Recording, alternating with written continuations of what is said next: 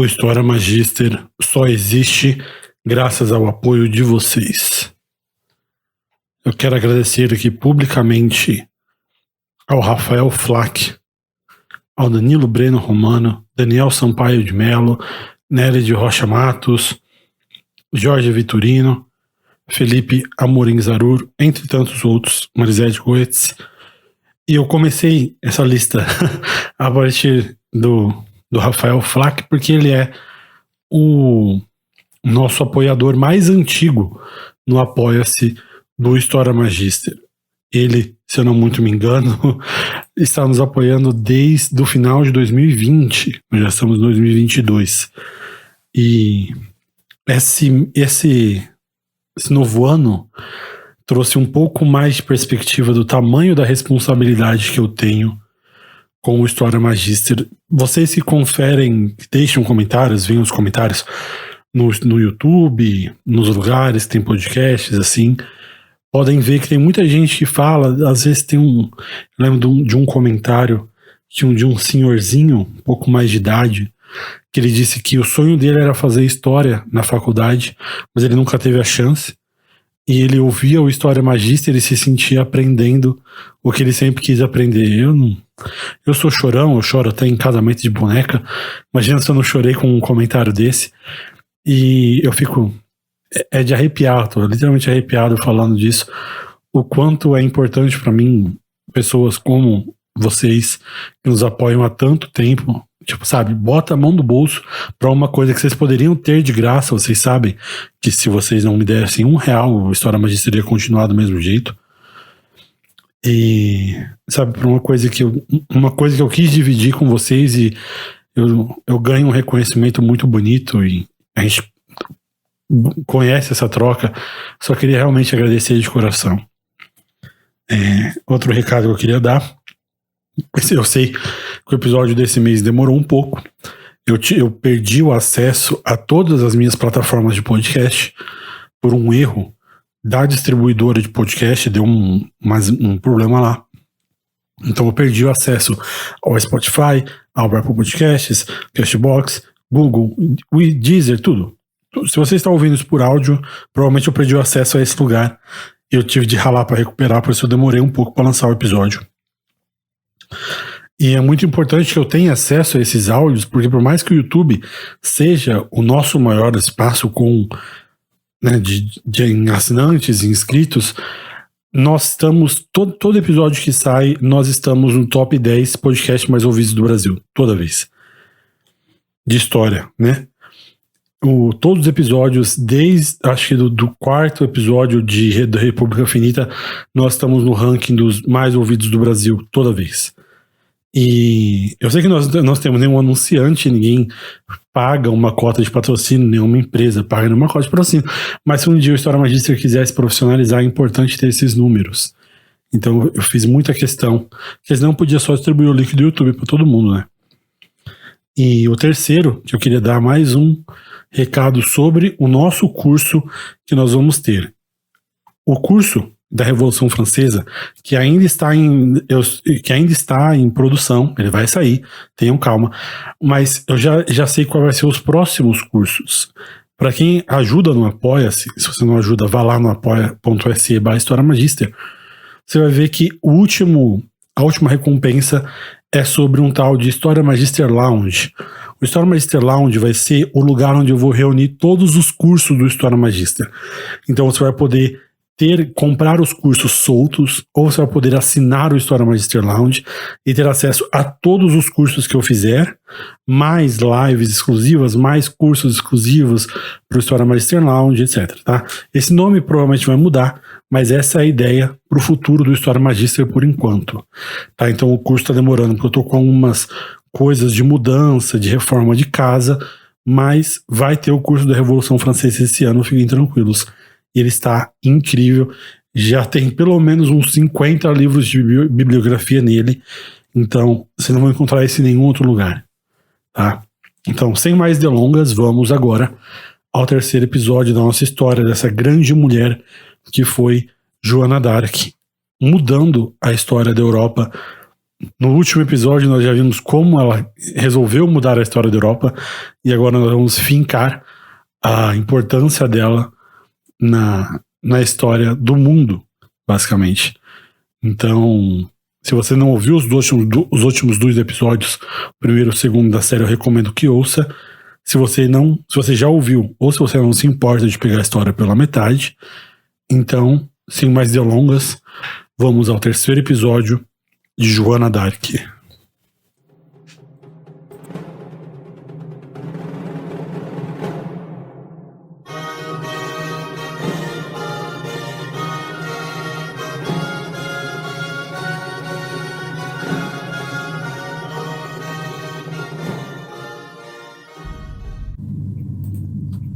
Em 1429, poucos dias após o desmanche do cerco de Orleans, um comerciante de Veneza chamado Antonio Morosini escreveu o seguinte, abro aspas: essa donzela disse ao Monsieur Dauphin que ele deveria ir a Reims para finalmente conquistar a coroa de toda a França. Sabemos que tudo o que ela disse se cumpriu, que as suas palavras são sempre confirmadas pelos eventos, e o fato é que ela realmente parece ter vindo para realizar grandes coisas nesse mundo. Fecho aspas. Esse homem, Antonio Morosini, estava falando da mulher do momento, a jovem de 17 anos que seria conhecida na história como Joana d'Arc. Mesmo que a sua carreira, aos olhos do público, durasse apenas 2 anos, o mais improvável que possa parecer, foi a sua presença que mudou a maré da Guerra dos 100 Anos. E o que Morosini descreve nessa passagem que a gente ouviu é precisamente o que fez as pessoas notarem esse poder místico, esse poder fantástico que parecia refletir de Joana, esse... Sabemos que tudo que ela disse se cumpriu, que suas palavras são sempre confirmadas pelos fatos. Como uma camponesa analfabeta, Joana bateu às portas da nobreza francesa dizendo que ela foi enviada por Deus para proteger a cidade de Orleans e libertar do seu cerco. O exército francês não conhecia nada além de derrotas, e as forças inglesas e as forças da Borgonha, as forças borgonhesas, estavam praticamente sem rivais em todas as batalhas que lutaram até então. Ninguém tinha muita esperança de que Orleans pudesse ser salva. Era uma missão muito tola, pouca chance de sucesso. E ainda assim, 4 dias depois dela entrar em campo, o exército inglês foi duramente derrotado, o cerco foi levantado e a cidade foi salva. Joana havia prometido o impossível e o impossível aconteceu. Isso fez com que Joana deixasse de ser considerada uma curiosidade, uma coisa excêntrica, uma maluca brincando de guerra e se convertesse imediatamente em uma lenda. Quase que instantaneamente relatórios começaram a se espalhar pela Europa descrevendo Joana como uma espécie de santa, não tanto entre os ingleses que se referiam a ela como uma bruxa, mas como vocês podem imaginar, ser espancado por uma menina, por uma garota, não agradava muito os ingleses. Mas Joana, ao invés de sentar e desfrutar desse seu triunfo improvável, poucos dias depois de expulsar os ingleses de Orleans, ela estava pronta para passar para a fase 2 da sua missão, que era limpar o caminho para a coroação do Dauphin Charles, ou Carlos, ou Charles. Para que isso que eu estou falando, essas coisas todas que eu falei façam sentido, eu vou pedir que vocês lembrem de uma coisa que eu mencionei na primeira parte da série. Essa cidade de Reims era o lugar onde tradicionalmente os reis franceses eram coroados e onde eles assumiam o título de rei propriamente dito. Você não pode ter a cerimônia em qualquer lugar. Era importante para um pretendente verdadeiro ao trono, que ia ser levado a sério, seguir o protocolo, e o protocolo era a lenda de que Deus tinha enviado uma ampola cheia de óleo sagrado para Clovis. Foi o primeiro rei cristão dos franceses. Inclusive é uma história sensacional, a história de Clovis, mas, né? Isso fica para outro momento. Mas Deus mandou um óleo sagrado para Clovis, e o povo francês acreditava piamente, alguns ainda acreditam até hoje, que esse mesmo óleo que tinha sido usado para ungir todos os reis franceses de Clovis em diante, ainda era aquele que devia ser usado para qualquer um que subisse ao trono da França. E o óleo de Clovis era mantido em Reims. Então qual era o problema de se coroar o Dauphin Carlos? O problema residia no fato de que os ingleses controlavam a cidade de Reims. Então, para a cerimônia acontecer, Joana e o exército teriam que lutar para afastar dos ingleses diversas cidades antes de chegar a propriamente conquistar Reims. Então, se você acha que levantar o cerco de Orleans já foi uma tentativa maluca, Joana achou que era pouco. Ela literalmente dobrou a aposta.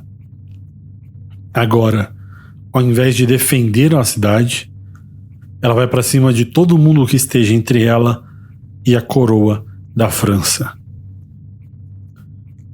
Em preparação para outra campanha que Joana tinha decidido de forma completamente arriscada, ela foi se encontrar com o Dauphin e pediu mais homens e mais suprimentos para que ela pudesse abrir caminho para Reims. E o Dauphin Charles concordou, não só porque ser coroado ajudaria muito nessa missão que ele tinha de unificar a França, mas também muitas pessoas agora acreditavam que Joana era uma santa enviada por Deus.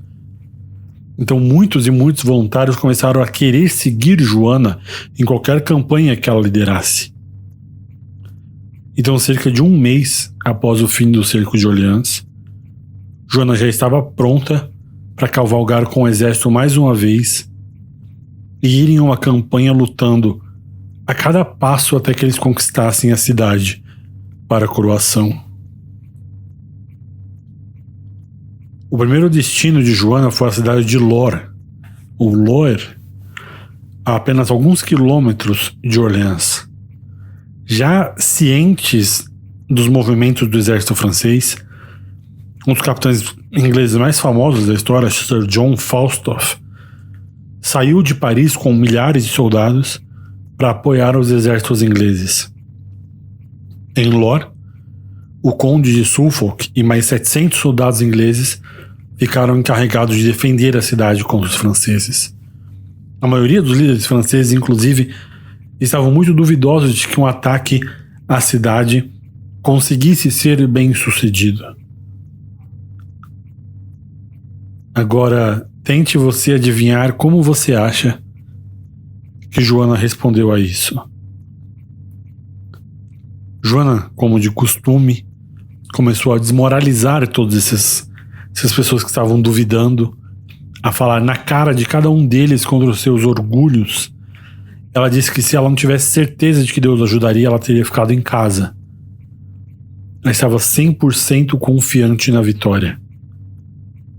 Para aqueles que aconselharam Joana a desacelerar um pouco, ser mais cautelosas, pelo menos usar táticas mais defensivas, Joana respondeu uma das suas frases mais famosas, que foi: haja e Deus agirá por você. Depois do sucesso estrondoso que ela teve em Orleans, mais e mais soldados começaram a obedecer às ordens de Joana.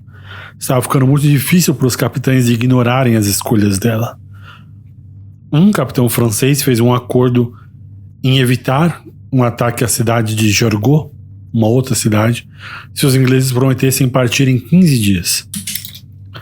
Basicamente, então, eles esperariam para ver se um exército chegaria a tempo de resgatá-los, e se não chegasse, eles concordariam em se render. Joana, como é óbvio, achou isso ridículo. Então ela convenceu todos os outros soldados a ignorar esse capitão e atacou a cidade em vez disso. Ela deu à guarnição inglesa que estava na cidade uma única chance. Ela enviou o tipo de carta que nós já estamos familiarizados por aqui, basicamente dizendo que eles deviam obedecer a Deus e se render ou seriam massacrados. Os ingleses ignoraram as ameaças de Joana, e então a batalha que duraria 2 dias começou oficialmente. Durante as fases iniciais da batalha, o exército francês atacou os subúrbios de Jargeau, que ficavam fora das muralhas da cidade. Os soldados ingleses largaram as muralhas e foram lutar com os franceses por cada centímetro em cada rua da cidade. A resistência inglesa foi mais feroz do que o exército francês estava esperando.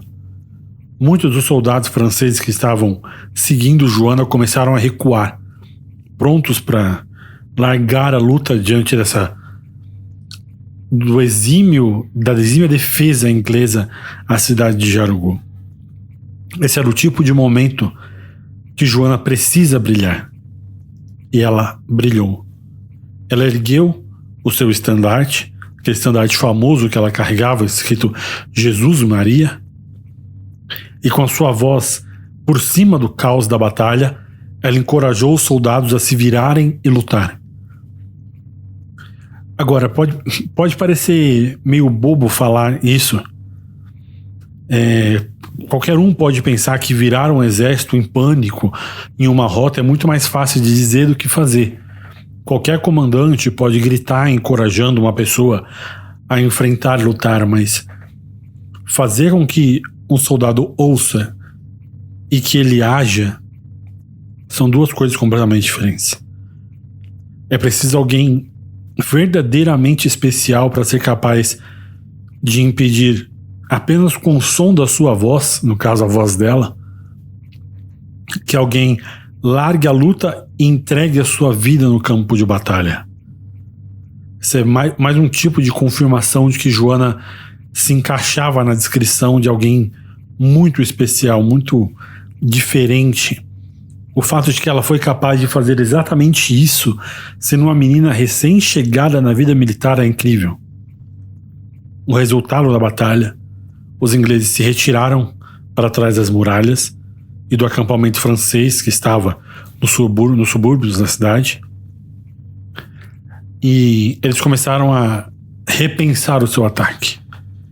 Os ingleses precisavam de mais motivos antes de se render, e Joana então percebeu que um bombardeio era o tipo perfeito de convencimento que eles estavam precisando no momento. Inclusive, nesse bombardeio à cidade de Jargeau, tem um episódio muito curioso que eu quero contar para vocês. Um dos principais comandantes franceses era o Duque de Alençon.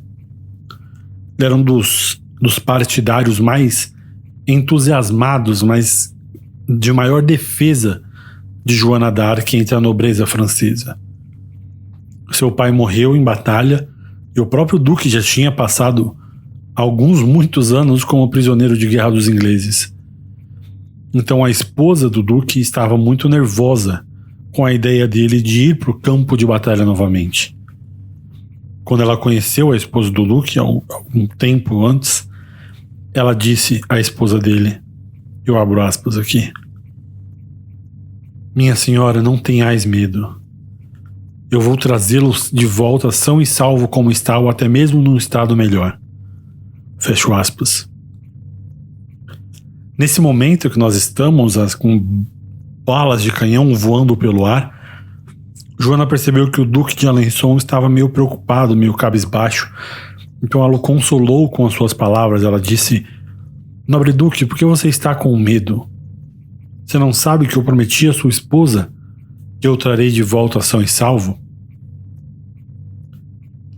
E logo na sequência, talvez para inspirar mais confiança, ou talvez por pura vontade mística de preservar a vida do Duque, enquanto ela está aprovando a sua intenção quase divina, ela disse para o Duque se afastar de onde ele estava, daquele ponto exato onde ele estava em pé, ou ele seria morto, que uma bala de canhão iria cair bem ali. O duque, que estava mesmo cabisbaixo, estava mesmo preocupado, como ele mesmo escreve nas suas memórias, ele não se incomodou em perguntar para Joana como ela sabia disso ou de qualquer outra coisa que ela falou. Ele só saiu de onde ele estava. Alguns segundos depois, o local onde o duque estava explodiu sob o fogo de uma bala de canhão. O Duque de Alençon, como eu falei nas suas memórias, uma sequência de cartas e livros e diários que ele escreveu, narra o evento desse jeito. Abro aspas.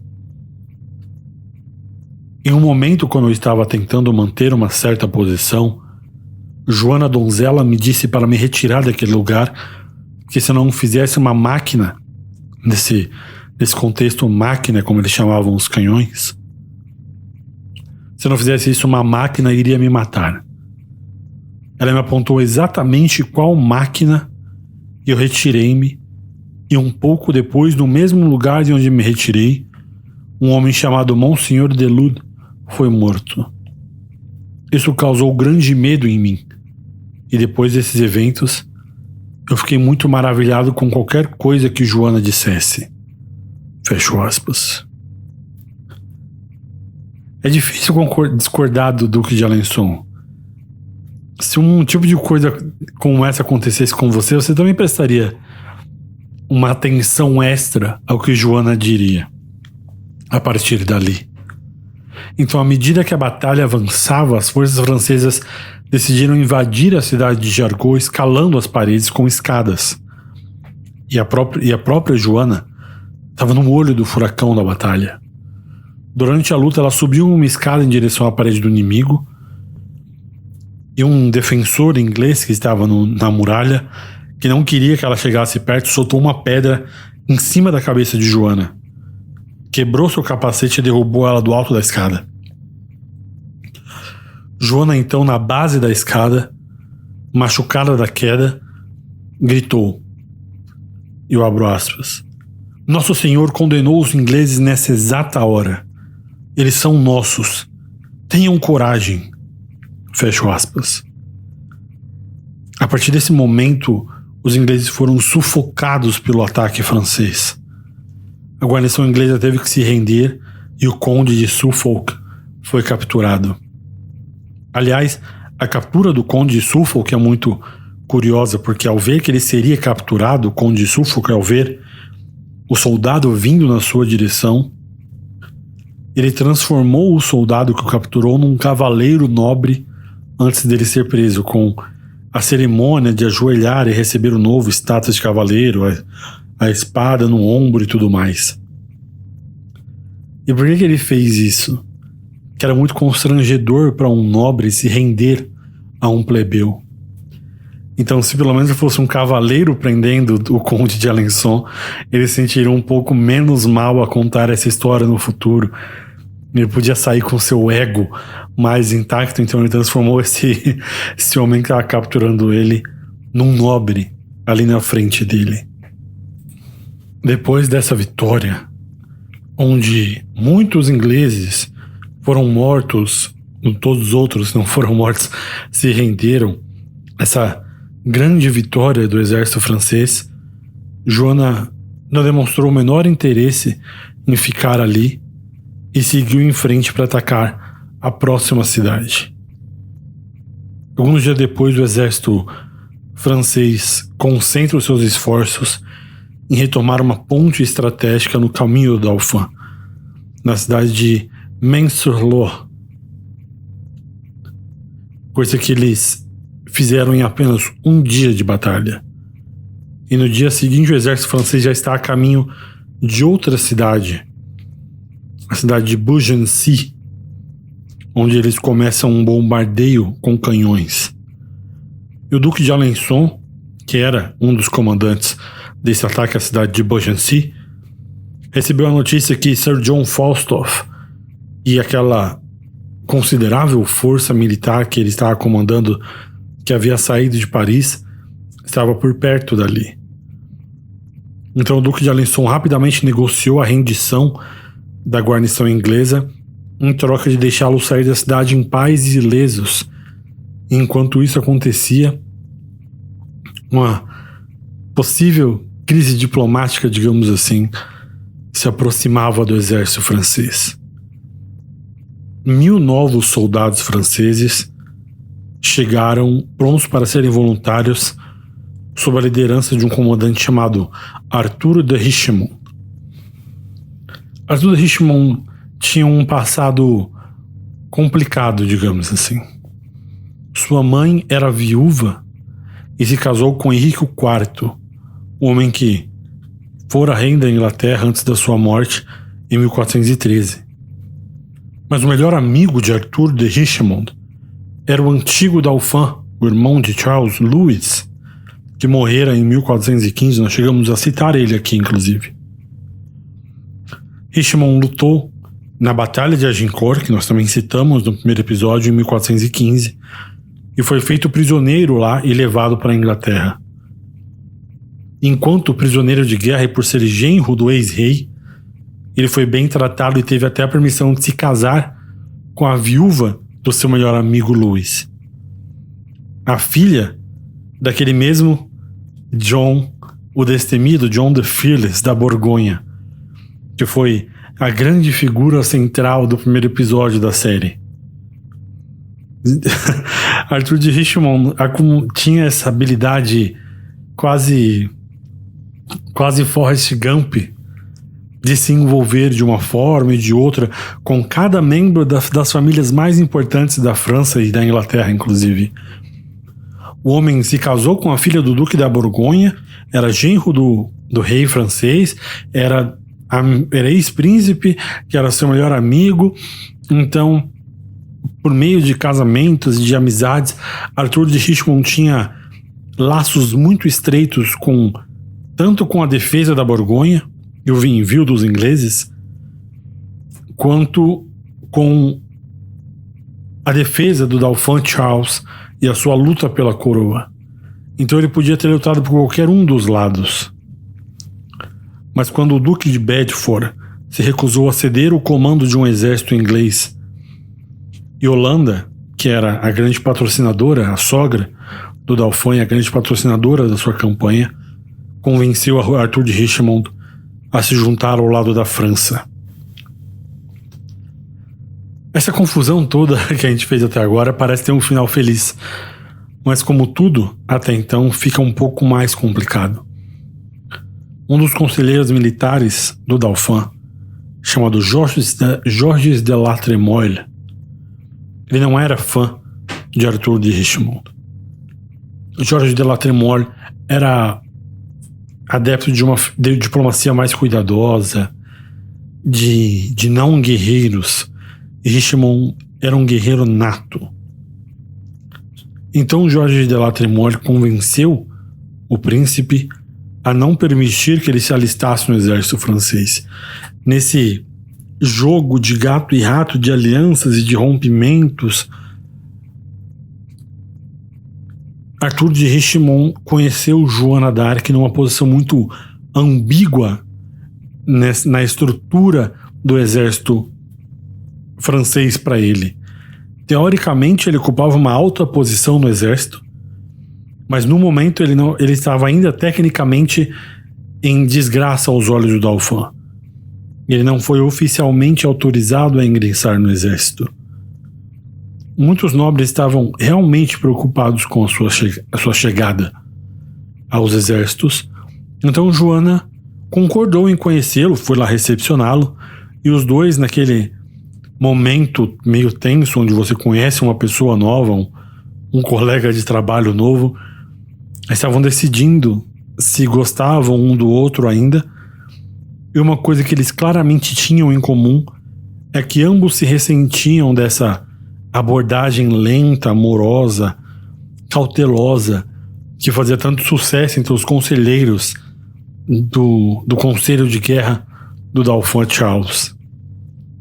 Arthur de Richemont era naturalmente atraído pela vontade intransigente de atacar de Joana d'Arc. Ela também gostava que ele era tão agressivo e pronto para lutar quanto ela.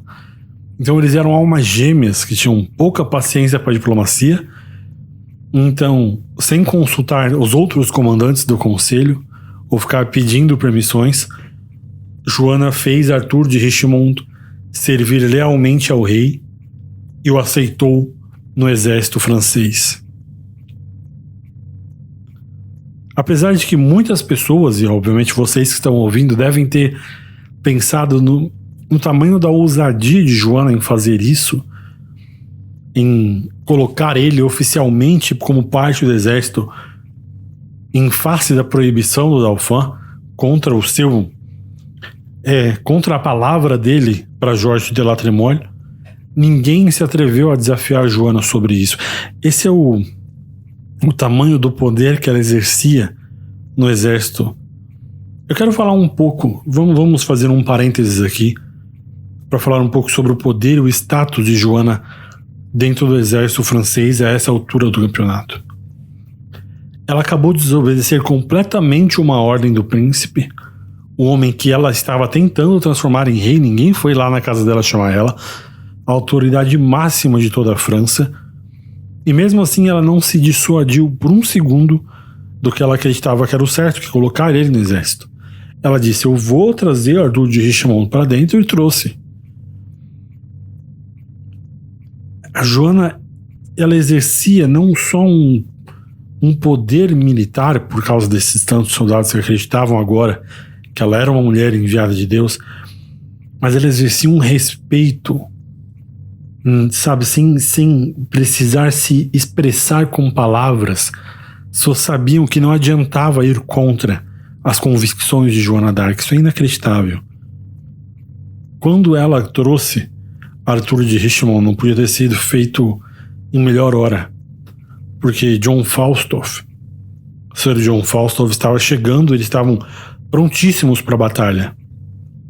Então essa habilidade que Joana tinha de acrescentar pessoas ao seu exército e fazer o que ela queria, e ao mesmo tempo impedir que os lordes do Conselho de Guerra do Dauphin abandonassem o conselho, se revoltassem, ou então que o próprio Dauphin se revoltasse em protesto contra as ações de Joana, dizia muito sobre o respeito que ela passou a impor ali no exército. Então Joana, Arthur de Richemont, o exército francês aumentaram suas fileiras mutuamente no momento em que eles se preparavam para seguir para a próxima cidade. E os ingleses também chegaram rápido nessa próxima cidade, que era Beaugency. Mensageiros adentraram ao acampamento avisando que Sir John Falstaff havia chegado com seu exército e estava pronto para a ação. Assim, as duas forças ficaram frente a frente no campo de batalha pela primeira vez. Joana enviou os mensageiros de volta a Falstaff com essas palavras exatas. Abro aspas. Vai e descanse hoje, porque já é bem tarde. Mas amanhã, para a glória de Deus e de Nossa Senhora, vamos olhar você bem mais de perto. Fecho aspas. Esse amanhã vamos olhar você mais de perto era uma maneira muito sagaz que Joana tinha, como era, aliás, em quase todas as cartas de Joana, de dizer a alguém que ela iria fazer o inferno na vida dele no campo de batalha. E o mais incrível é que, talvez assustado ou enervado com as palavras de Joana na carta, Falstaff decidiu se mandar dali. A cidade que ele correu para resgatar já tinha se rendido aos franceses antes, naquela trégua que tinha negociado com o Duque de Alençon. E então os soldados ingleses foram autorizados a sair da cidade sem nenhum arranhão. Eles se juntaram a Falstaff e, inclusive, comandantes muito famosos como Talbot, Scales, e se juntaram ao exército inglês, que já somava mais de 5.000 pessoas, e começaram a ir embora de Beaugency. Mas não é só porque Falstaff decidiu que ele não iria lutar que Joana ia se contentar com isso. Joana então foi a seu exército, pressionou o exército, encorajou as tropas a continuar assediando os ingleses e não deixar que eles se retirassem de uma maneira suave, um bullying medieval pela falta de espírito de luta de Falstaff. Inclusive, Joana disse no conselho de guerra, e eu abro aspas de novo: em nome de Deus, nos deixe ir e lutar contra eles. Mesmo se eles estivessem pendurados nas nuvens, nós os alcançaríamos. Pois Deus nos enviou-os para que nós pudéssemos puni-los. Fecho aspas. Ou então, outra frase que ela disse nesse conselho que foi, abro aspas de novo: o gentil rei dos céus terá a maior vitória hoje que ele já teve. E o meu conselho me diz que essa vitória vai ser nossa. Fecho aspas. Quando ela diz o meu conselho, ela se referia às vozes dos santos, das santas, dos anjos que ela ouviu até o fim da sua vida. Então, a essa altura da nossa história, a liderança militar se resumia, francesa no caso, resumia o seguinte: se Joana dizia que o exército ia lutar, então lutar eles iriam. E lá foram eles, montados nos seus cavalos, perseguir o exército inglês que estava se retirando do campo de batalha. Ao perceber que eles estavam sendo perseguidos, os ingleses, Sir John Falstaff mais exatamente, decidiu preparar uma emboscada para as forças inglesas. Ele mandou um dos seus capitães com 500 arqueiros, apenas arqueiros, se esconder por um caminho onde os ingleses passariam na frente. E tornando as coisas piores para os franceses, a sua vanguarda do exército inglês estava muito à frente do exército. E essa parte da frente do exército francês, que estava tentando alcançar o exército inglês, se descolou do resto da maioria dos soldados franceses. Então era uma pequena força que estava tentando alcançar os ingleses para diminuir a sua velocidade e os outros alcançassem. Então os ingleses iriam ter superioridade numérica nessa parte inicial da luta. Mas às vezes a história gira em torno de algumas variáveis tão improváveis. Tem até um termo certo não na historiografia, mas no estudo mais informal de história, que se chama os Black Swans, os cisnes negros da história. E um desses grandes cisnes negros estava prestes a acontecer nos planos de Falstaff. Na verdade, não foi um cisne, foi um veado, um cervo. Esse agente do destino. Um cervo vermelho que provavelmente, de acordo com os relatos da época, pesava cerca de 200 quilos. Que por algumas razões desconhecidas da gente, da natureza, só ela sabe, decidiu correr para a floresta exatamente onde estava aquela formação de 500 arqueiros ingleses que estavam escondidos.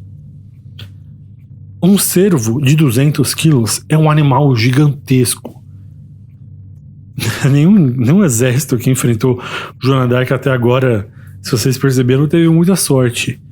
Então os arqueiros já estavam tensos, que eles iam lutar contra a bruxa francesa, que é assim que ela era vista pelos ingleses, com uma bruxa com poderes mágicos. E do nada aparece esse monstro gigante, um cervo enorme, correndo na direção deles. E os arqueiros, que óbvio que não são homens de frente, começaram a gritar e sair correndo, tentar sair do caminho. No processo, eles entregaram essa posição de vanguarda do exército francês e a emboscada falhou. E o fracasso dessa emboscada deu o tom para o desastre absoluto que seria a batalha para o resto dos ingleses. Os franceses destruíram totalmente os arqueiros emboscados. E no final da vanguarda francesa que estava chegando ali, por exemplo, eles já estavam caçando um por um dos poucos soldados que ainda estavam em pé.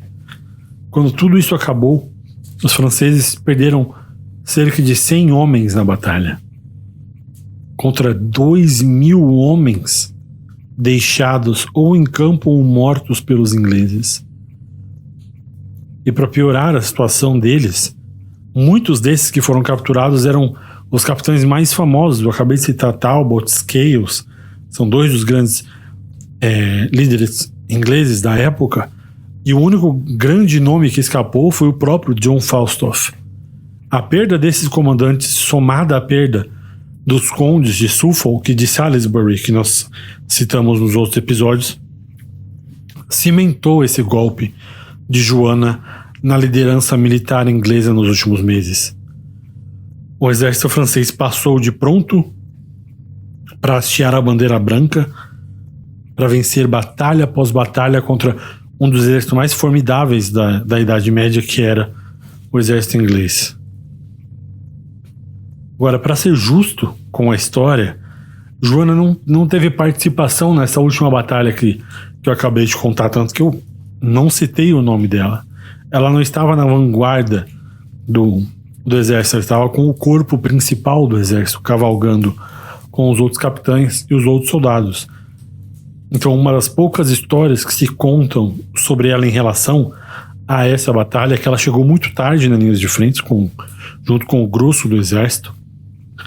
E um dos ingleses sobreviventes no campo de batalha estava sendo arrastado por um soldado francês, claramente na intenção de ser morto por esse soldado francês. Joana então correu no meio do campo, se ajoelhou do lado do inglês moribundo, chorando, segurou sua cabeça e pediu que ele rezasse e confessasse seus pecados, coisa que ele fez antes do seu último suspiro. Joana era uma personalidade inacreditavelmente complexa. Esses detalhes que Joana tinha com pessoas que em primeira vista eram seus inimigos, mas no momento que eles já estavam derrotados, no momento de fraqueza deles, ela se tornava a pessoa mais humana possível. São diversas facetas de uma mulher que é tão colocada na mídia hoje em dia como se fosse um bloco, como se ela fosse uma pessoa simples. Ela era tudo menos simples. Joana era incrivelmente complexa, ela era incrível, inacreditável. Continuando, tá? Eu tô me perdendo aqui em devaneios sobre a figura que Joana d'Arc era. Nesse espaço dessas últimas semanas, Joana aumentou esse respeito que ela exercia dramaticamente, junto com a admiração das outras pessoas que já lutavam contra ela e duvidavam dela, como Theobald d'Armagnac, que lutou sob seu comando, inclusive disse em das suas cartas, e eu abro aspas aqui: na liderança e na organização de exércitos e na condução da guerra, dispondo de um exército para a batalha, animando os soldados, ela se comportou como o capitão mais experiente. Sábia, todas as suas palavras eram como a de alguém com uma vida inteira de experiência. Fecho aspas.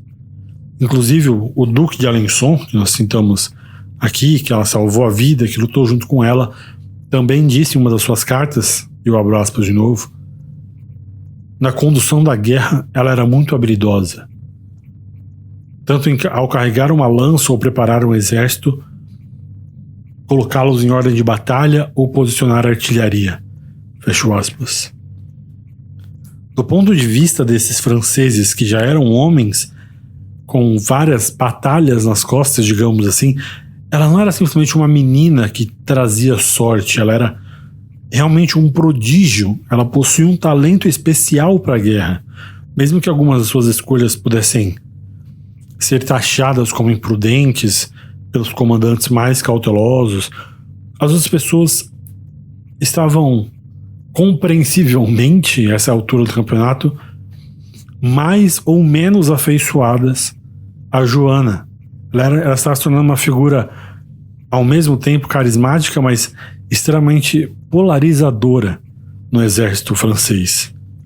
Não eram só os ingleses, os borgonheses, que não eram fã de Joana. Pessoas como o próprio Georges de la Trémoille, que nós citamos aqui, o conselheiro, eles foram pressionados a defender a diplomacia, a cautela, ao invés desses ataques súbitos e desenfreados que Joana praticava.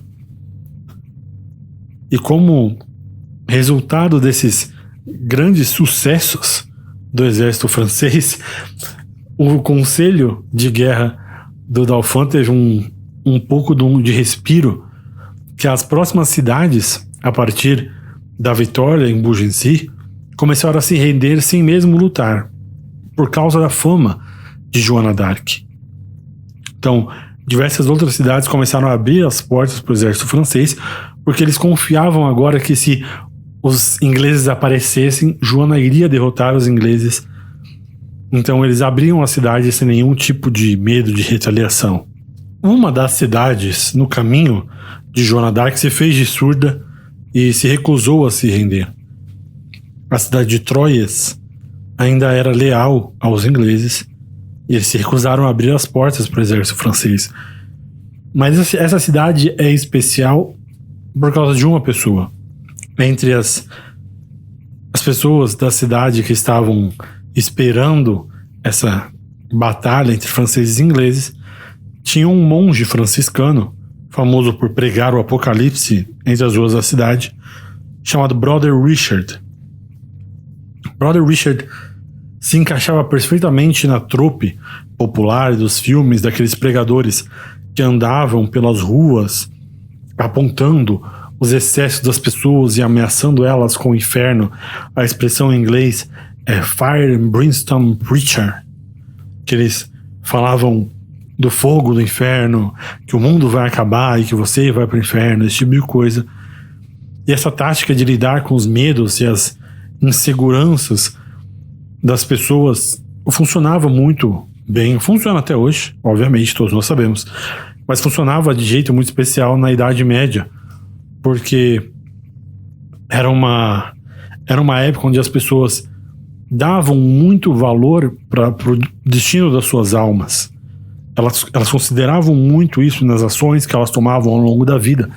Então a popularidade de um homem como o Brother Richard disparava quando surgia um homem desse jeito. Os sermões de Richard convenciam as pessoas a queimar as suas roupas. Elas desistiam das jogatinas, dos adultérios. Elas se tornavam maridos melhores, mulheres melhores. E como ele era o pregador principal da cidade de Troyes, os habitantes deram ao Brother Richard a tarefa de se comunicar, de sair e encontrar Joana pessoalmente e relatar do que achava dela. Ela realmente era uma bruxa, aliada do diabo, como diziam os ingleses. Ela era uma santa, uma louca, uma feiticeira. Então eles mandaram o Frei Brother Richard descobrir se Joana era tudo que os ingleses diziam que ela era ou que os franceses diziam que era ela. Então ele saiu da cidade e foi ter um encontro diplomático com Joana. Quando ele encontrou ela a primeira vez, ele borrifou água benta para ter certeza que ela não era um demônio. Ela inclusive disse para ele, quando ele borrifava água benta nela, falou: pode chegar mais perto, eu prometo que eu não vou sair voando. E depois de conversar um pouco com Joana, a hostilidade inicial do Frei Richard se dissipou. Rapidamente ele se tornou um dos maiores fãs de Joana. Mas a surpresa é que, não tanta surpresa assim, né? É que o Brother Richard, ok, ele volta e diz: sim, eu gosto dela, ela é incrível, ela é uma mulher de Deus, não sei o quê. E a reação da cidade foi: ah, sim, então se você gosta dela, a gente não quer ouvir, deixa isso pra lá, tchau e benção. Então eles não queriam saber que Brother Richard se desse bem com o Joana. O Conselho de Defesa do Dauphin estava dividido sobre o que eles iam fazer em Troyes enquanto essas miudezas aconteciam, essa história que eu contei para você, aconteciam. Ao mesmo tempo, o Conselho de Defesa do Dauphin estava quebrando a cabeça, estavam se degladiando sobre o que fazer com a cidade. Alguns diziam que tinham de dar a volta na cidade, outros diziam que tinham que atacá-la, outros diziam que simplesmente tinham que sitiar ela ou então negociar com os ingleses. Então o Dauphin convocou o Conselho de Guerra e todos os capitães mais importantes foram para junto do Dauphin para decidir o que iam fazer, menos Joana d'Arc. Joana d'Arc, como eu falei, estava numa posição muito difícil no Conselho de Guerra, que ela não fazia parte, mas com os conselheiros de guerra, ela estava numa posição muito difícil, e o Dauphin achava melhor não convocar ela por essas decisões. Mas enquanto o debate acontecia sobre o exército francês, o que eles iam fazer, a uma certa altura, um dos capitães, uma das pessoas que iam para a frente de batalha, sugeriu que eles devessem ouvir o que a donzela tinha a dizer. Joana devia ter a chance de falar ao conselho, porque, afinal de contas, todos os sucessos recentes da França eram graças a ela. E isso em si já é uma grande mudança de tom, porque há poucas semanas atrás eles viam Joana, na melhor das hipóteses, como uma líder de torcida do exército. Então Joana foi trazida para junto do conselho e, segundo o relato do bastardo de Orleans, eu abro aspas aqui, Joana veio e disse ao conselho essas palavras exatas: o nobre Dauphin ordena ao seu povo que venha e sitie a cidade de Troias, e não fique mais ouvindo a esse conselho, pois em nome de Deus, dentro de 3 dias eu os conduzirei à cidade de Troias, por amor, por força ou por coragem. Fecho aspas. Então ela deixou na mesa para uma escolha do Dauphin. O Dauphin agora tinha a escolha ou de ouvir o seu conselho, ouvir o que nós vamos chamar de a voz da razão, e dar a volta, evitar esse confronto com a cidade que era desnecessário, ou ele podia confiar na loucura de Joana, que rendeu tudo o que ele tem até o momento. Então, o Dauphin dá a Joana a autorização de avançar contra a cidade, e ela imediatamente avisou que, assim que ela começasse o ataque, os habitantes não podiam esperar nenhum tipo de trégua dela. As ideias dos cercos às cidades, tá, vamos fazer só um parênteses aqui. Quando nos tempos antigos, por exemplo, se fazia um cerco a uma cidade, a ideia era dar a opção das pessoas se renderem antes dos ataques começarem para valer, antes dos ataques começarem para dentro da cidade. Por exemplo, na antiguidade romana, tinha um conceito, uma regra não escrita da guerra, que o ariete que primeiro tocasse a parede seria a única coisa usada para tentar derrubar as paredes da cidade, ou os portões da cidade. O ariete, para quem não sabe, em inglês chama battering ram. É como se fosse um tronco que usa a energia cinética para bater com a força, tentando derrubar um muro. Vocês devem ter visto em qualquer filme de guerra ou livro de guerra o que é um ariete, o que é um battering ram. Existia essa regra de que uma vez que o primeiro ariete que batesse na cidade, esse seria o ariete que iria derrubar o muro, que era para dar tempo da cidade de se render, para a cidade tomar uma decisão se ela ia se render ou não. Mas uma vez que as portas da cidade foram derrubadas, uma vez que a retaliação começasse, não tinha mais regras. Talvez eles fossem misericordiosos, mas provavelmente não seriam. A hora de se entregar é antes do povo entrar na sua cidade. E esse momento de se recusar a se render é muito tenso, porque também, uma vez que você se recusa à rendição, você não tem como esperar outra chance de se render. Então, assim que o exército francês começou o seu ataque, a determinação de Joana assustou tão fortemente o povo de Reims que eles pediram, de Troias, que eles pediram uma segunda chance a Joana, desistiram da luta e abriram as portas da cidade com menos de um dia de batalha. Então, Joana e o Dauphin cavalgaram para dentro da cidade, lado a lado, um do lado do outro, exatamente como ela havia previsto no conselho. Incrível essa mulher. Alguns poucos dias depois, ambos chegaram ao único lugar onde os reis franceses poderiam ser coroados. Em 17 de julho Numa cerimônia solene, o arcebispo ungiu o Dauphin Charles. Ele foi coroado como Carlos VII da França. Apenas 4 meses antes, Charles estava planejando entregar a França, abandonar ela aos ingleses e fugir para a Espanha ou para a Escócia. Agora, aquele seu exército miserável de antes estava conseguindo enormes vitórias, uma após a outra. Ele foi oficialmente coroado em uma cidade dominada pelos ingleses poucos dias antes. A sua sorte definitivamente havia mudado, e o que trouxe essa mudança repentina foi a adolescente analfabeta que ficou ao seu lado durante a coroação. Um escritor contemporâneo da época, que o nome não é conhecido, disse que Deus deu a Joana um coração maior do que o de qualquer homem. Tudo o que Joana havia prometido havia acontecido. Ela tinha prometido 2 coisas aparentemente impossíveis: o levantamento do cerco de Orleans e a coroação do Dauphin. E agora a cidade de Orleans estava livre e Charles usava uma coroa de rei.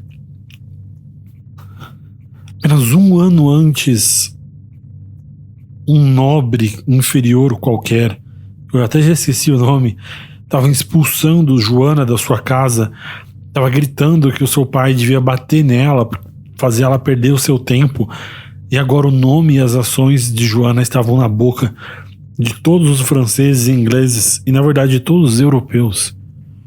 Os ingleses nunca mais teriam uma posição vantajosa na França durante toda a Guerra dos 100 Anos. Joana mudou a história da Europa. As vozes na sua cabeça que tanto renderam má fama de louca Joana haviam guiado ela a absolutamente tudo que ela tinha pretendido fazer. E agora, depois da coroação de Carlos VII, o que Joana iria fazer com o resto da sua vida? Depois de puxar todos os fios para garantir a coroação do rei da França, algo que parecia impossível algumas semanas antes, e mesmo assim ela realizou, antes mesmo dos seus 18 anos, aliás.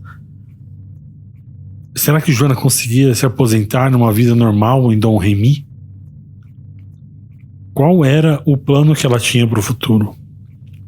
As vozes de Joana, os santos e santas e anjos que falavam com ela, estavam quietos.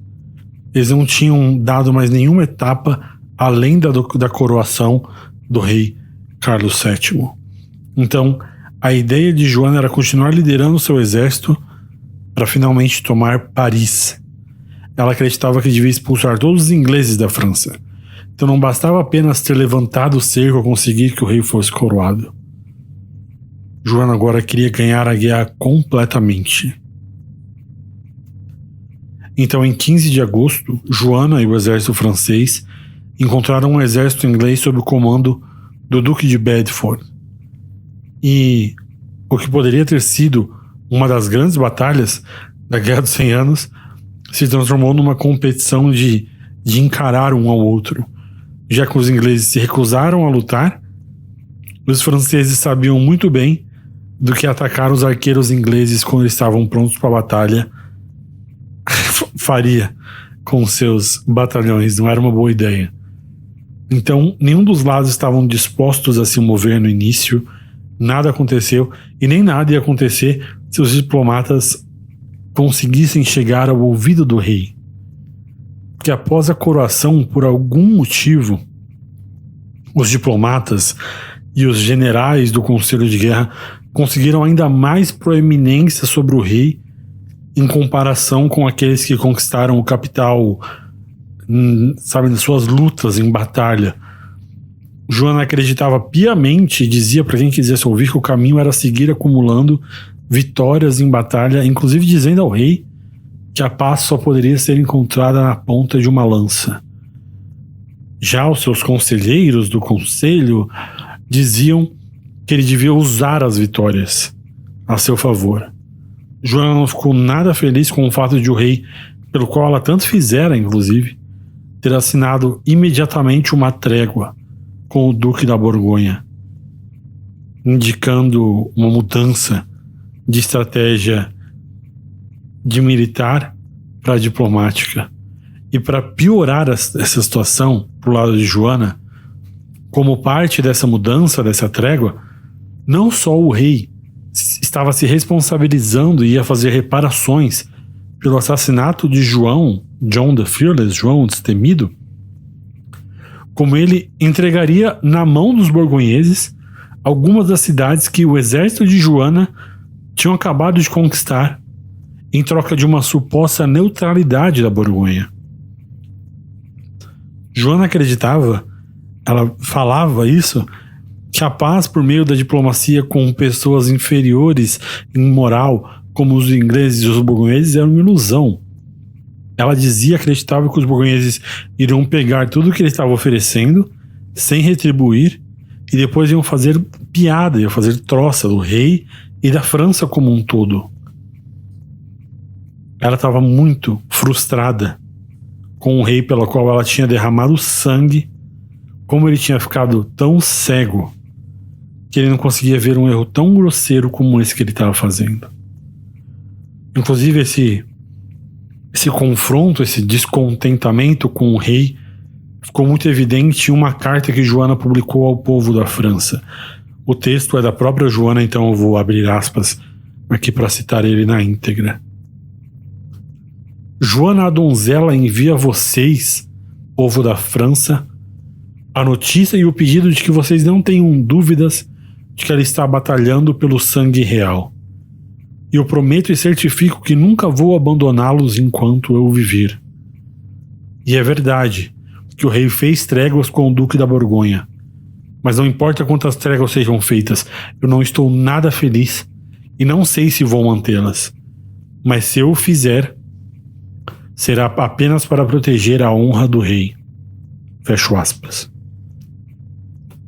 Vamos pensar nisso que a gente acabou de ouvir por um segundo. Essa menina, que ela ainda é uma menina, por mais que ela seja a grande rockstar da França que ela é no momento, ela ainda depende completamente do favor, não só do favor, mas das regalias do rei. Para comer, para ter um exército, para ter uma lança que seja. E mesmo assim ela está abertamente dizendo numa carta ao povo da França que ela não está feliz e que ela não pode honrar os tratados que o rei está assinando. Isso é sensacional. Ela está criticando o homem que ela acabou de coroar praticamente sozinha. Você pode sim argumentar que isso foi imprudente, isso foi burro da parte dela.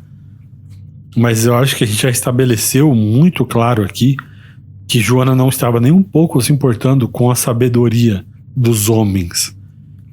Ela realizou o impossível, mas ela não estava calculando cada passo do caminho. Ela não estava descobrindo como ela podia ganhar vantagem, como ela ia manter seu status. Ela não podia se importar menos com isso. Ela tinha uma visão de como as coisas deveriam ser. E se o rei não se guiava por aquela visão que Joana tinha, ela não ia ter nenhum tipo de receio, de escrúpulos em deixar as pessoas saberem como ela estava se sentindo sobre aquilo. À luz dessa mudança de estratégia do rei, Joana estava se transformando de um grande ativo para uma grande desvantagem do exército. Estava ficando meio óbvio para todos em volta que a utilidade de Joana para o rei tinha chegado ao fim.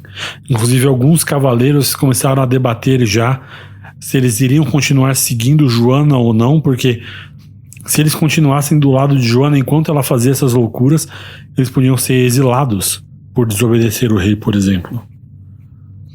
A essa altura do campeonato, depois da sua carta, ela perdeu metade do seu exército. E depois de perceber que o Duque da Borgonha, assim como Joana d'Arc, não tinha a menor intenção de ficar sentado lá esperando a diplomacia, o rei Charles, o rei Carlos, deu a Joana um aval para levar o seu exército até Paris e ver se ela conseguia tirar a cidade da aliança anglo-borgonhesa. Vamos tentar nos situar na reviravolta que eu acabei de contar para vocês em algumas poucas linhas. Tá?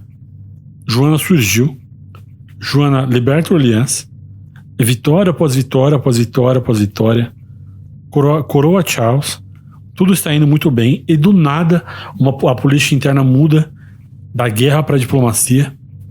O rei assina uma trégua com os borgonheses, Joana critica o rei, e mesmo assim Charles dá a ela a permissão de atacar Paris contra os borgonheses com quem ele acabou de fazer uma trégua. Eu sei que tá tudo muito confuso, mas eu quero que vocês prestem atenção no que vai acontecer agora, porque é aqui que as coisas começam a ficar escuras para Joana d'Arc. Em 8 de setembro, Joana estava entre os líderes do ataque a Paris. Atacar Paris, é óbvio, é um empreendimento monstruoso, é muito difícil, porque Paris sempre foi uma cidade imensamente fortificada, suas fortificações são maciças, a população de Paris é gigantesca, ela é o grande centro francês. Então o primeiro dia de combate de Joana não foi nada bom para o exército francês.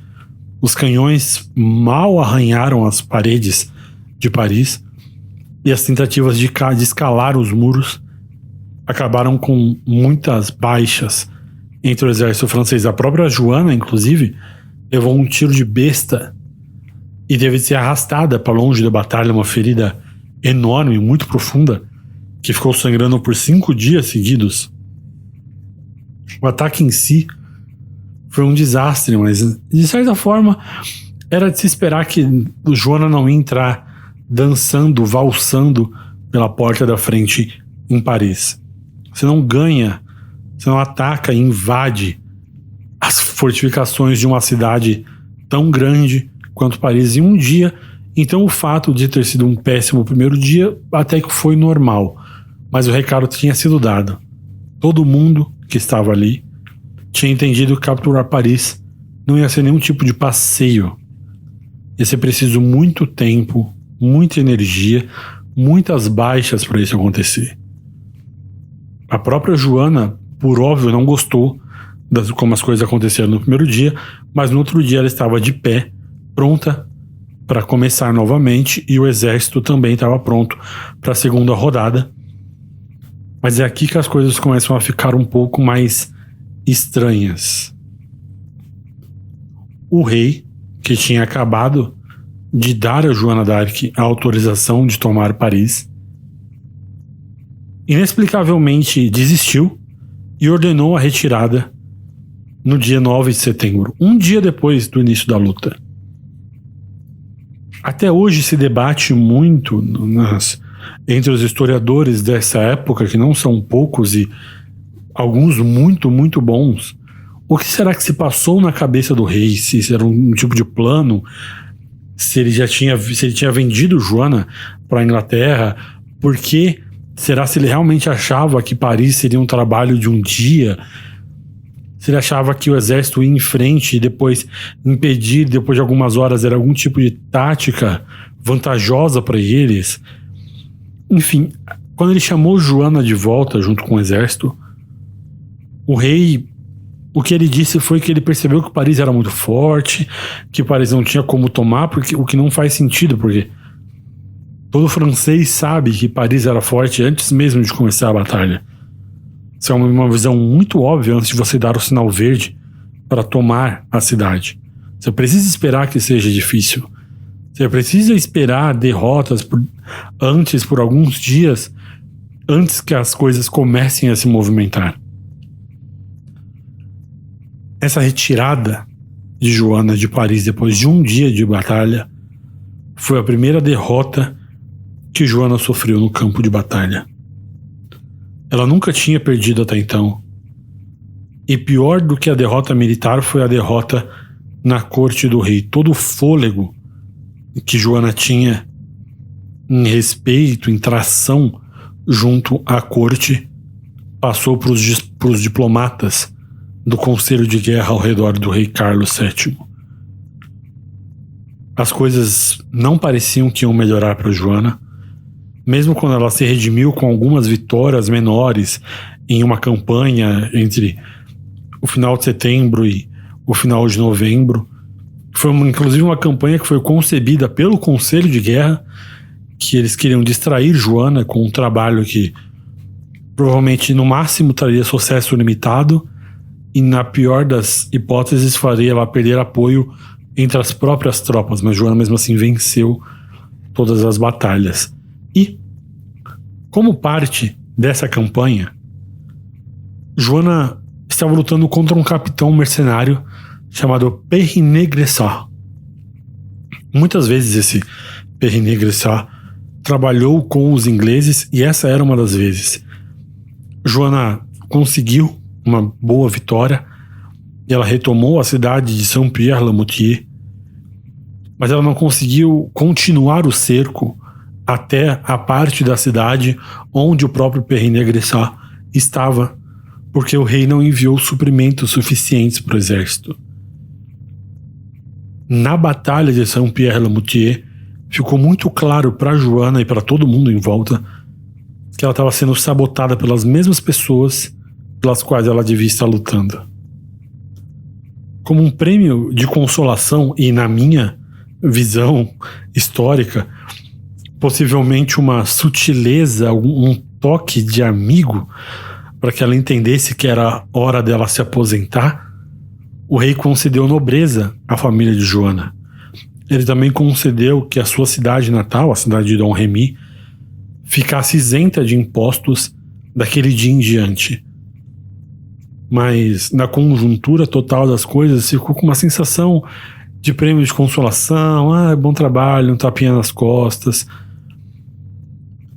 E frustrada com a situação, com o jeito como as coisas estavam acontecendo, Joana decidiu canalizar sua energia em outro lugar. No início de 1430, estava rondando a Europa um novo teólogo, vamos dizer assim, um padre chamado Jan Hus. Jan Hus é uma figura importantíssima na história do cristianismo. Alguns de vocês devem conhecê-lo, mas Jan Hus foi um padre que foi muito influenciado pelos seus professores da Universidade de Praga, onde ele se formou como bacharel de artes, mas muito especificamente pelas ideias de John Wycliffe. John Wycliffe, um dos grandes precursores da revolta protestante. E Jan Hus, ele tinha lido Wycliffe e ele estava espalhando as ideias de Wycliffe por aí, defendendo coisas que eram inaceitáveis para a igreja. Muitos historiadores, inclusive, dizem que Jan Hus e Wycliffe são espécies de avô do movimento protestante, muito antes, não muito antes, mas antes de Lutero aparecer. E Joana, sendo ultra católica, obviamente não ia com a cara de Jan Hus, dos seguidores de Jan Hus, chamados hussitas. E em uma das cartas atribuídas a Joana d'Arc, eu vou tentar não ler essa carta inteira, apesar de ser um dos escritos mais incríveis de Joana d'Arc. Nessa carta, dedicada não só diretamente a Jan Hus, mas a todos os hussitas, aos seus seguidores que estavam em voga na Europa, Joana diz o seguinte, prestem bem atenção, por favor. Abro aspas. Já faz algum tempo que as denúncias e os rumores chegam até mim, Joana, a donzela, de que vocês deixaram de ser verdadeiros cristãos e se tornaram hereges como os sarracenos. Sarracenos aqui são os muçulmanos, eram como chamavam. Vocês destruíram a religião e a adoração verdadeiras, abraçando uma superstição vergonhosa e criminosa. Você corrompe os sacramentos da igreja, você mutila os artigos da fé, você destrói igrejas, você quebra e queima estátuas que foram criadas como memoriais aos santos. Você massacra os cristãos a menos que adotem suas crenças. O que é essa sua fúria? Que loucura é essa que está te guiando? Você realmente acredita que escapará impune ou não sabe que razão pela qual Deus não impede seus esforços ilegais e permite que você permaneça nas trevas e no erro? é que quanto mais você se entrega ao pecado e aos sacrilégios, mais ele está preparando maiores sofrimentos e punições. Da minha parte, para lhe dizer com franqueza, se eu não estivesse ocupada com as guerras inglesas, eu já teria ido vê-lo muito antes. Mas se eu não descobrir que vocês se reformaram, posso deixar os ingleses para trás e ir contra vocês, para que pela espada, se eu não posso fazê-lo de outra maneira, eliminar a farsa e a vil superstição e aliviá-lo da sua heresia ou da sua vida. Mas se você preferir voltar à fé católica e à luz original, então me envie seus embaixadores e eu lhes direi o que você precisa fazer. Se não, porém, e se você deseja obstinadamente resistir à espora, lembre-se dos danos e crimes que você cometeu e espere por mim, que retribuirá adequadamente com a mais forte das forças humanas e divinas. Fechou aspas.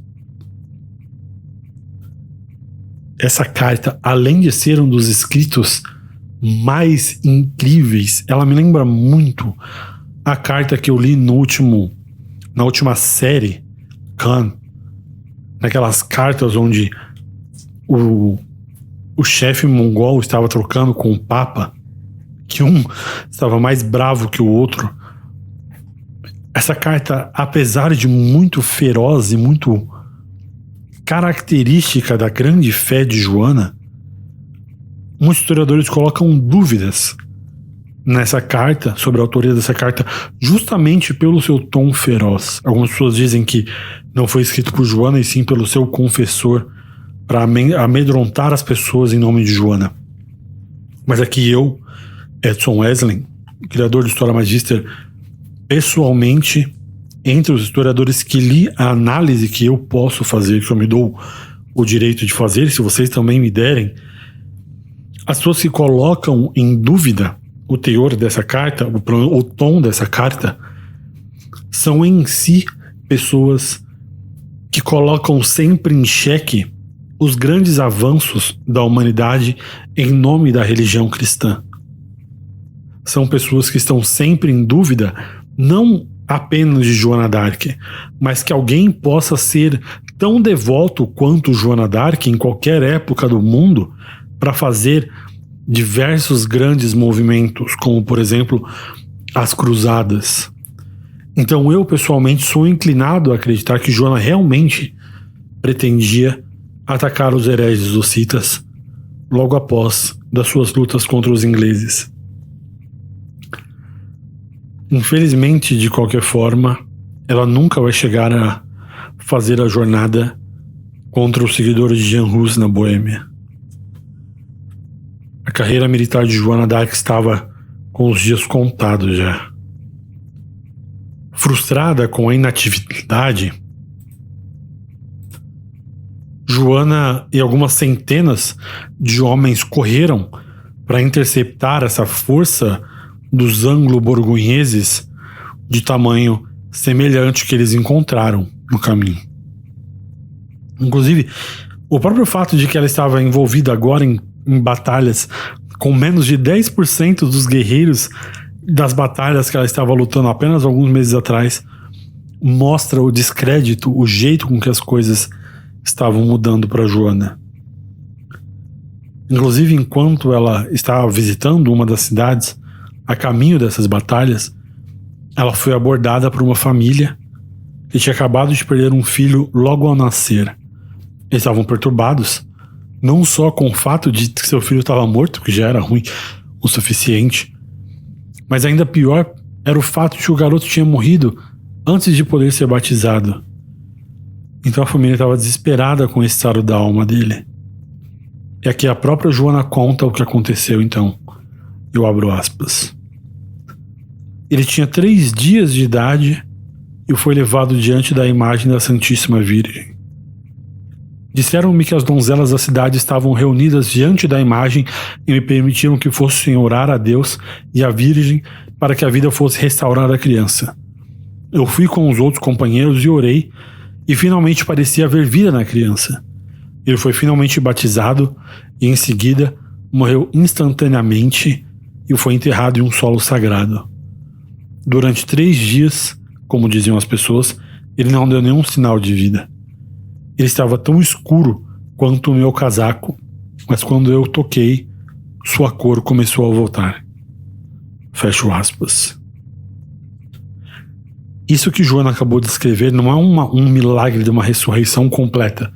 É como se fosse uma ressurreição temporária, que apenas deu a eles tempo de batizar o bebê antes que ele morresse. Eu quis ler isso porque o testemunho de Joana é muito direto.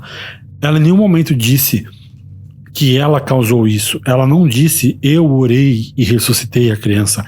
Ela não disse nada disso, apenas o que ela disse foi, aquilo aconteceu, ele estava morto, todos nós oramos, ele voltou à vida por alguns segundos, foi batizado e morreu. O que vocês vão decidir com isso é de vocês.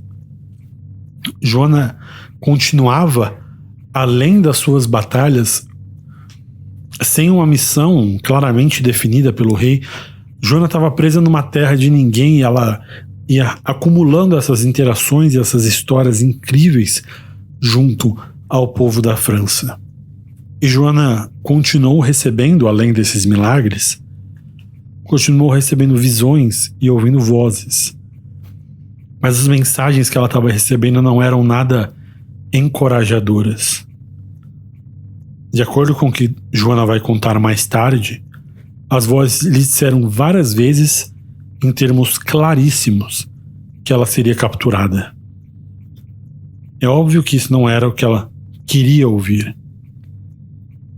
A primeira vez que as vozes contaram isso para Joana foi em abril de 1430. Joana mesmo conta a história, eu vou abrir aspas aqui. Abro aspas. Eu estando nas muralhas de Melun, Santa Catarina e Santa Margarida me avisaram que eu deveria ser capturada antes do solstício de verão. É assim que deveria ser. Não devo ficar com medo nem surpresa, mas deveria cuidar bem das coisas para as quais Deus me confiou. Então elas falavam quase todos os dias e orei para que, quando eu estivesse capturada, pudesse morrer naquela hora sem a miséria de um longo cativeiro. As vozes me disseram que sim. Muitas vezes eu perguntei a hora, mas não me disseram. Se eu soubesse a hora, eu não teria ido para a batalha. Fecho aspas. Eu acho muito bonita essa admissão de Joana. A maioria desses enxertos, dessas partes que eu coloco, que são Joana, escritos e relatos da própria Joana, eu coloco, que eu acho muito bonito como Joana não disfarçou nenhum tipo, ela nunca se vangloriou ou colocou essa admissão que ela deu de que se ela soubesse a hora que ela ia ser capturada, ela não teria ido para a batalha. Eu acho muito humano da parte dela. Joana, mesmo sabendo que iria ser capturada, ela não pensou em ficar longe das batalhas para evitar nada disso. Ela continuou liderando os homens na batalha, independente de qualquer perigo que viesse em seu caminho. Além do mais, como a voz disse, era da vontade de Deus que ela fosse capturada, então Joana aceitava esse destino que essas vozes diziam a ela. Ela tentaria, óbvio, como ela disse na carta, se ela pudesse evitar, ela ia se esquivar, mas ela não iria sair do campo de batalha por medo, nunca na sua vida. E pouco depois de receber essas notícias problemáticas das suas santas, Joana recebeu um tipo de pedido que era impossível dela recusar. Em um dos jogos diplomáticos mais estranhos e perturbadores do rei, ele concordou em devolver a cidade de Compiègne aos borgonheses. Com isso ficava claro que os borgonheses estavam negociando sobre falsos pretextos e eles iam desistir de Paris, porque eles estavam a caminho do rei. E o rei ainda assim decidiu cumprir a sua parte na barganha e ia dar as terras que eles haviam prometido. Isso era ridículo. Eles não iam largar a mão de Paris, eles iam fingir que iam largar a mão de Paris, iam ganhando as terras em direção ao rei sem lutar, e o rei ainda assim honrando essa trégua besta que ele fez com eles. Então Joana, obviamente desafiando a intenção do rei, ela decidiu lutar para permanecer dentro desses domínios que o rei estava disposto a trocar com os borgonheses. A cidade de Compiègne pediu ajuda a Santa Joana d'Arc. Ela impediu que Joana ficasse na cidade e lutasse para impedir que os borgonheses entrassem. Então Joana,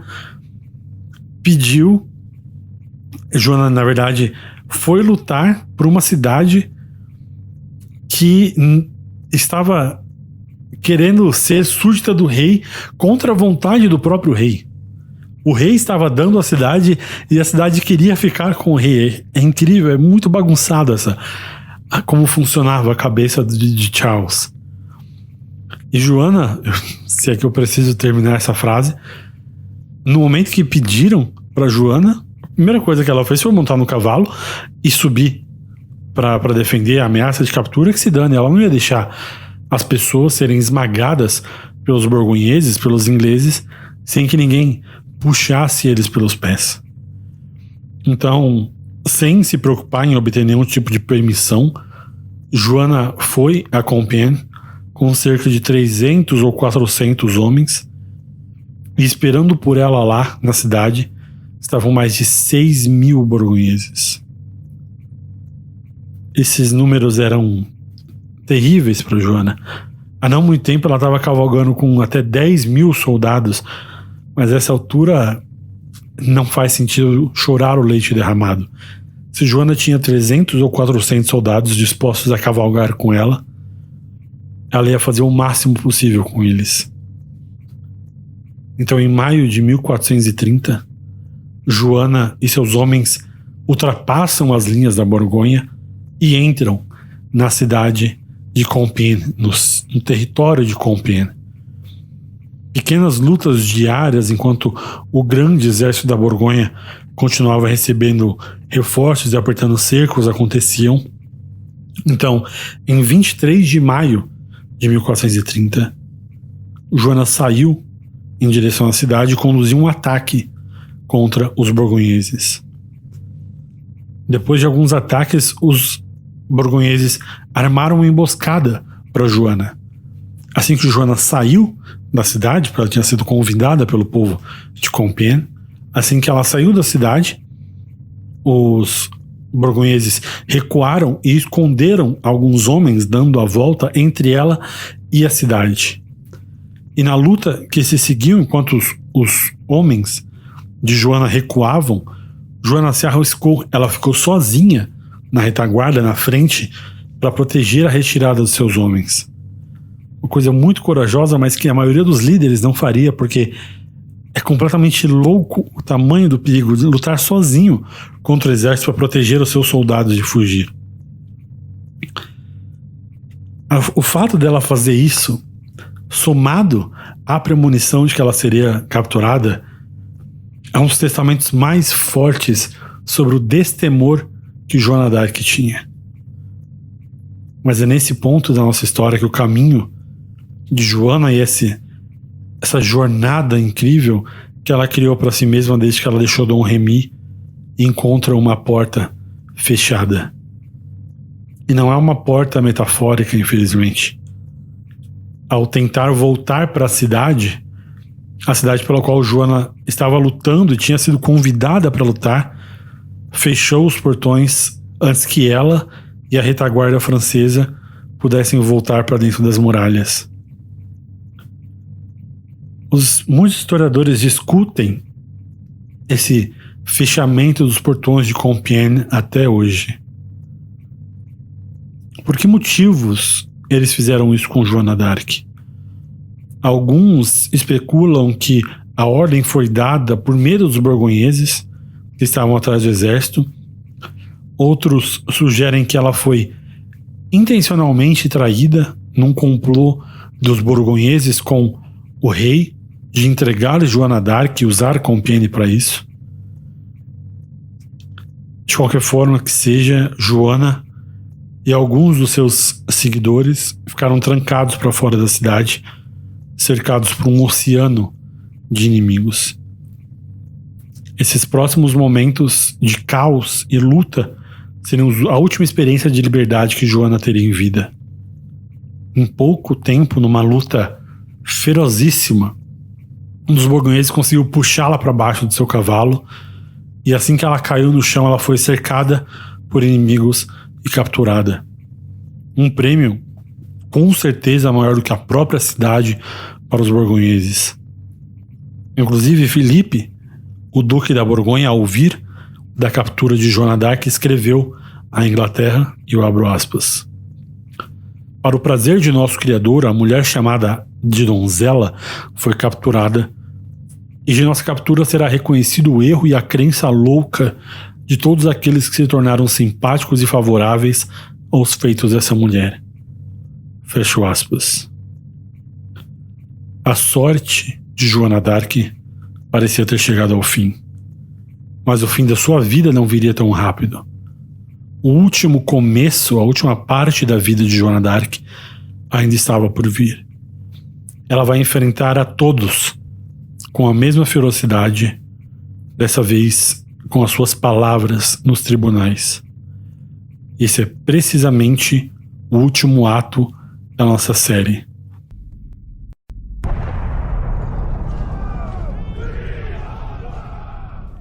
No próximo episódio de História Magister, Joana terá de enfrentar talvez as suas batalhas mais difíceis, dessa vez contra os julgadores que querem colocar um fim na sua entrada e heróica história na França. Joana, sem deixar se abater, vai encarar todos e dizer as suas palavras para toda a eternidade. Não percam, no mês que vem, o quarto e último episódio da nossa saga de Joana d'Arc, só aqui no História Magister.